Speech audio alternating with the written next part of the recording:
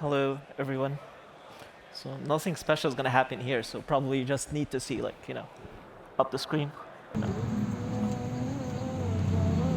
Don't please come in.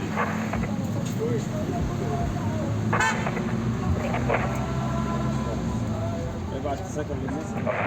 هل رأيت الموت يا مراد؟ انتظر. So there is no way for me to understand identity without asking so many questions. I have a question about how technology shapes our society.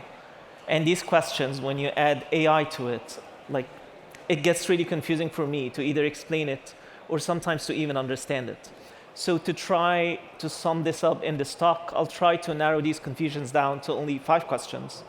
And these questions, in my opinion, they explore ideas about culture and identity and how this ties up to technology. These questions, they are not necessarily gonna answer anything. They're actually gonna propose more questions, really. And needless to say, everything that you're gonna see today is basically AI generated. So to start with, we need to ask the question, who I am. That's the first question. And I cannot ask this question without having a reference to where I come from. I believe in complexity, and I believe that the whole is more than the sum of its parts. And in order to know who I am, I need to know what am I a part of, really. And I need to know my origins, where I come from.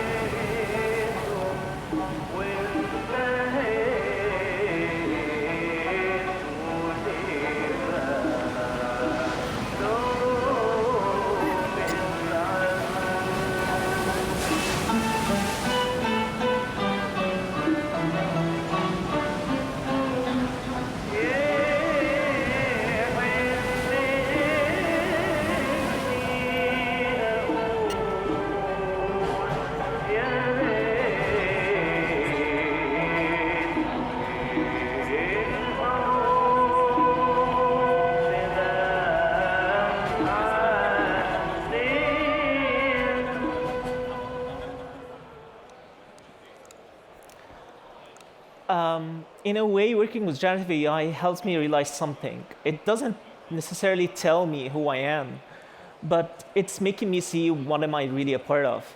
And it's helping me imagine fragments of my childhood, ones that I didn't even know that they existed. And I see parts of myself in this work that I use AI with. The tram, for me, holds memories of love, of loss, and of childhood, of teenage rebellion and confusion. It's how I identify with my home city.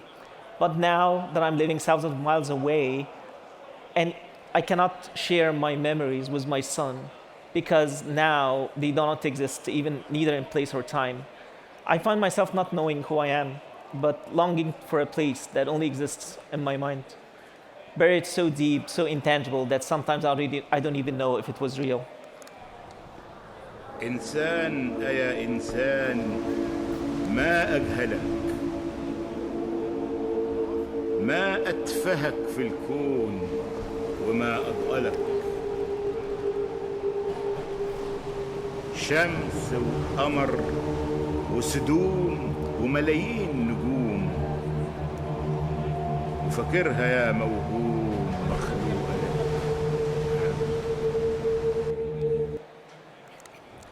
Comes the second question. How am I being perceived? How people see me? And when I say they, it could mean the world. It could mean a single person. It could mean a group of people. But it could also mean the humanity's perspective reflecting in large language models. Most people know me, maybe from my social media accounts or from one of these talks that I give, just like now.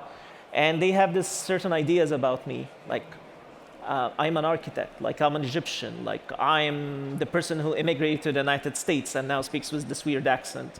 Some people will think that I am an artist, and some people think that I'm just a fool who's trying to play around with AI just to gain more followers. But I have no idea who I really am. So am I any of these or am I nothing? out of these. And for me, the AI models offer an interesting way to explore how identity is shaped. And it's really interesting question because with time, these models get developed. So by time, these models absorb more data and expanding their data sets. And they're shifting their biases in the process. That means that things are represented in the latent space is always changing. I find it very amusing, but also sometimes unsettling. I don't know, like for example, I don't know if anybody tried to ask ChatGPT if it knows them. I do that, and the answer changes by time. And it's really interesting to keep asking that question about what does AI knows about us. However, these kind of questions, they can't stay personal or local anymore, especially with the AI. As I said before, I always feel like I belong to something greater. I know that I need verification. I need to belong to a group, to a group of people. I need to be like, I have some form of a collective identity. And that goes to the third question, which is basically, who are we? It's kind of, I don't know, like in an ever-changing world, we have to ask the question, what brings a group of people together? And now that I live in a country which I was not born and raised, how can I identify with a group of people, with different groups of people, especially one that I always share something with? And for me, the question or like the definition of identity, it's not something of the past. I think identity means who we are right now, but not who we were. And in that sense, the identity is an ever-changing concept. It is shaped by our context. But on the other hand, our context shapes that our reality, or us, we change the context back. And it's like an intangible dance, and it's a back and forth that we can always feel, but we can never really grasp. To represent and test this within the visual vocabulary of the AI tools is like a form of purgatory, a space between knowing and questioning. Navigating these models is about looking beyond the obvious. It's about exploring the story within a story within a story, almost like in a fractal manner. A process that leaves us wondering rather than informing us who we truly are. And it's like a dream or a distant memory. Like for me, AI models don't just generate images, they reconstruct a hallucinatory version of a collective memory.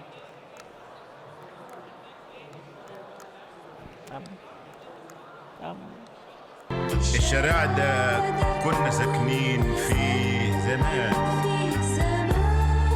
كل يوم يضيع زيادة أصبح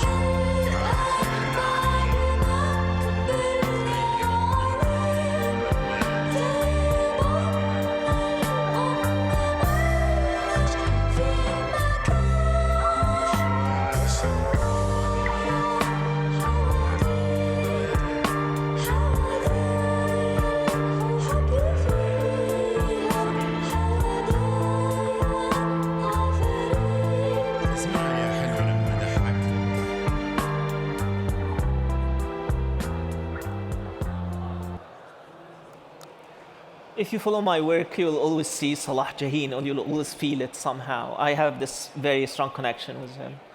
But now comes the fourth question. How do these models really see a group of people? And this is an especially interesting question for an Egyptian, as Egypt has one of the most interesting and one of the most uninterrupted history in the world.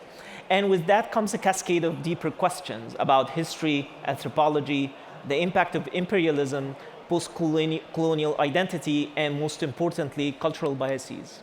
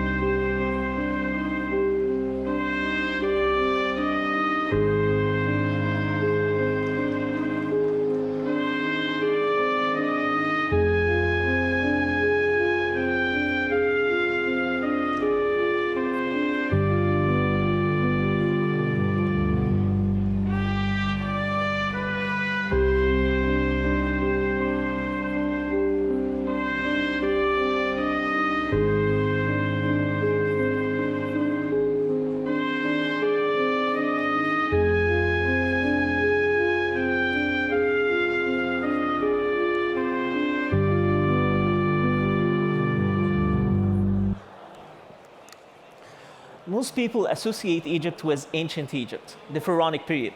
So it's no surprise that the AI models can make this connection instantly. But that's not the whole story. Like asking these models to recall what we call Egyptian architecture, beyond that, it takes time. And that's not about a machine bias, which is involving the availability of the training data and the structure of which these models are trained with. But also it's a matter of a human bias. And if that's the case for Egypt, a culture that's globally recognized, what happens to the less popular and less documented cultures? It is also surprising when you try to be more specific. When you ask AI models to represent Egypt as it stands today, and the bias becomes extremely obvious, almost to the level of appropriation. But is appropriation really that bad? Maybe we can use it, or maybe the appropriation can inform us about something that is true, something that we don't like to see. Maybe it's an urban collective stories that many architects often tend to ignore when they develop their new cities or when they develop new structures. How can AI inform us of a distorted reality, a reality that people might prefer to ignore it?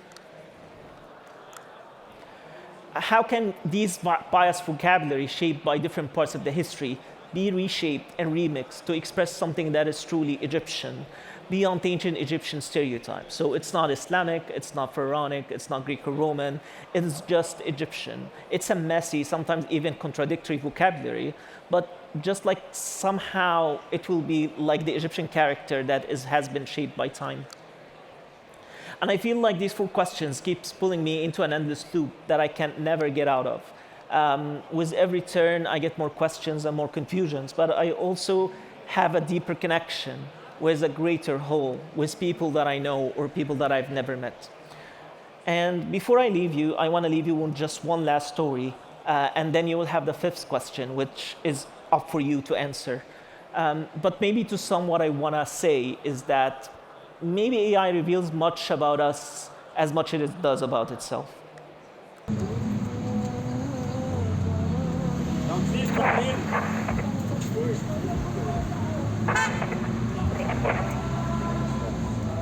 About the second message. هل رأيت الموت يا مراد؟ انتظر انتظر. ماذا يفعل هؤلاء الأفندي عند سفك الجبل؟ لا تغمر بي شر إني نار. هددوني بالقتل إذا لم أضحك قبل هذا المساء. لا تخشى إني جريح مثلك. آلامي تكفيني يأنسني. أيها الغريب، آلامي هي كل العمر الذي عشت. آلام أعجز عن فهمها. أفصح، فإن الظلوم أخرجتني من داري وشوهت في رأسي ذكرى. أقف أمام هذا الجبل عاجزا، يملأني صمته بالغضب وأنا لي نصيب فيه. أبي، عن ماذا يبحثون فيه؟ عندهم ما يوازي كل ما في جوفي. يقولون إنهم يبحثون عن قوم يعيش اليوم على أطلالهم، يسمونهم الجذور، ويقرؤون على الحجر كتاباتهم وأسمائهم، ويهتمون بهم ويحافظون. كفى، إنهم موتى موتى، لا أحد يعرف لهم آباء أو أبناء. كفى ما قلت، جعلت الأحجار تبدو حية أمامي.